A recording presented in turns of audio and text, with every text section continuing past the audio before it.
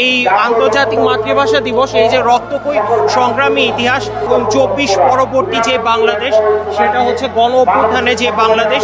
তো এই জুলাই পরবর্তী যে বাংলাদেশটা, এটাতে আমরা যারা যে প্রজন্ম, যেটা জেনসেট বা জেনারেশন যেটাকে বলা হচ্ছে, তো আমরা সবাই জানি যে অনেকটা রক্তক্ষয়ী গণ অভ্যুত্থানের মাধ্যমে আমরা একটি ফ্যাসিবাদী কাঠামো বা ফ্যাসিস্ট সরকারকে হটিয়ে আমরা একটি নতুন বাংলাদেশের ধারাবাহিকতায় আপাতত আছি। এবং এই নতুন বাংলাদেশের ধারাবাহিকতায় প্রথম প্রহরে প্রথম এই নির্বাচনটা আর কি শেষ হলো। নির্বাচনের পরপরই আমাদের এই আন্তর্জাতিক মাতৃভাষা দিবসে 21শে ফেব্রুয়ারির এই প্রহরটা আর কি শুরু হয়েছে।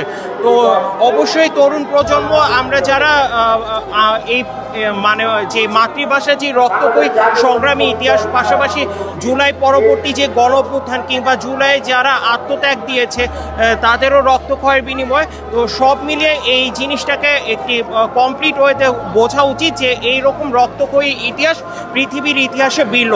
তো আমাদেরকে অবশ্যই এই জিনিসটাকে সংরক্ষণ করে সেভাবে সার্ভ করা উচিত এবং তরুণ প্রজন্মকে এইভাবে এই জিনিসটা গুরুত্ব সহকারে অনুধাবন করতে হবে।